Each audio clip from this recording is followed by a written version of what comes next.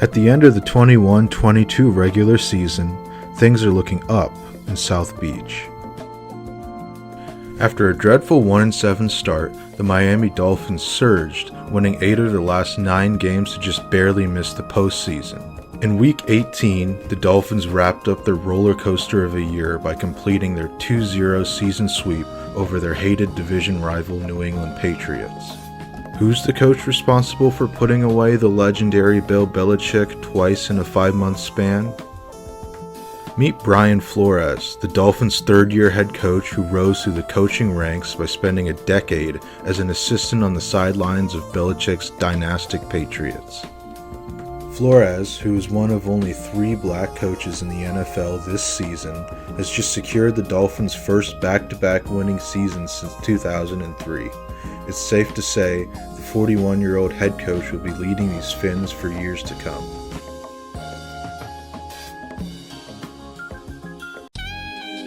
They did what? The morning after Miami wrapped up their historic mid-season turnaround, team owner Stephen Ross announces that the team has officially fired Brian Flores. He states, "I don't think that we were really working well as an organization that it would take to really win consistently at the NFL level."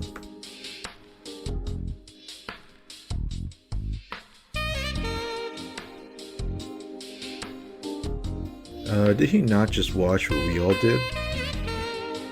On Sunday night, we were talking about Brian Flores as one of the NFL's rising young coaches, and by Monday afternoon, he's clearing out his office. Less than a month after being fired, Brian Flores dropped a bombshell in the NFL by announcing that he's suing the Dolphins, New York Giants, Denver Broncos, and the league itself. Flores' lawsuit can be broken down into 2 main issues. The first is that Brian Flores claims that Dolphins owner Stephen Ross attempted to force Flores into violating league rules on multiple occasions. Flores alleges that during the 2019 season, his first with the team, Ross attempted to bribe Flores into tanking by offering a $100,000 bonus for every loss that season. Tanking refers to a team intentionally losing games to secure higher draft picks in the following year's draft. In other words, Stephen Ross wanted Flores to hurt his coaching reputation for the sake of the franchise.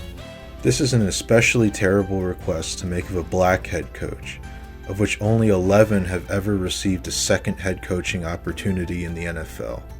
Flores also claims that Stephen Ross asked him to participate in an illegal recruiting pitch to then still Patriots quarterback Tom Brady, violating the league's anti-tampering rules and putting Flores in harm's way of potential league punishment. The second part of Brian Flores' lawsuit alleges that multiple teams, including the Broncos in 2019 and the Giants just weeks after he was fired, used him for sham head coach interviews just to satisfy the NFL's Rooney Rule. What's the Rooney Rule again?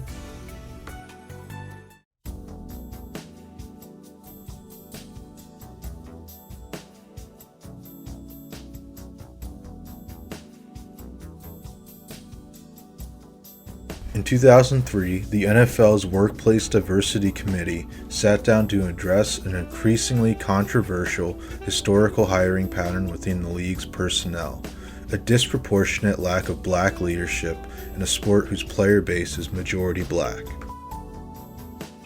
The committee, led by Steelers owner Dan Rooney, came up with the eponymous Rooney Rule. The Rooney Rule is an NFL policy that requires teams to interview at least one qualified minority candidate for major coaching and front office openings. Since the rule's inception in 2003, hiring trends in the NFL have remained more or less the same. There's been countless attempts to rationalize the lack of prominent black coaches, but author Gary Sales takes a fairly direct approach in his book, The African American Athlete, Social Myths and Stereotypes. Sales claims that pervasive racial stereotyping of black people as unintelligent perpetuates stacking, a phenomenon where black people are systematically channeled away from positions that require leadership, intelligence, and skill, like coaching in professional sports or pitching and being a quarterback. That could be it, but it's not like anyone in the industry would ever publicly admit to something like that, right? There are a lot of black players, there are a lot of great black baseball men who would dearly love to be in managerial positions. And I guess what I'm really asking you is to, peel it away a little bit. Just tell me, why do you think it is? Is there still that much prejudice in baseball today?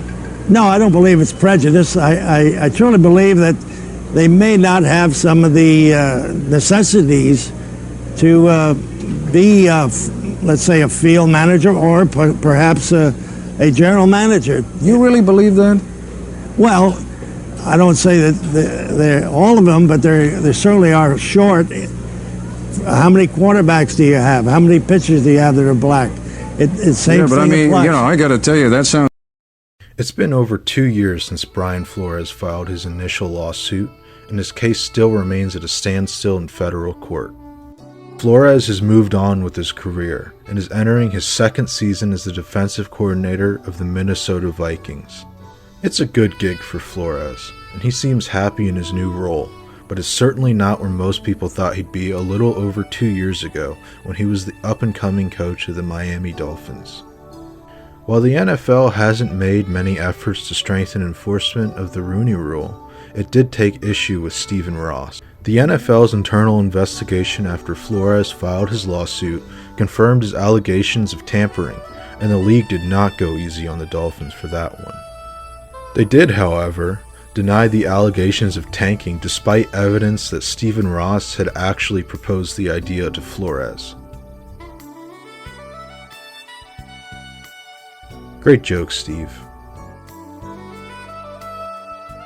The story of Brian Flores is one that reminds us of the pervasive racism built into the fabric of our beloved sports institutions. Beneath the guise of a sports industry that prides itself a beacon of meritocracy belies closed-off social networks and invisible racial barriers.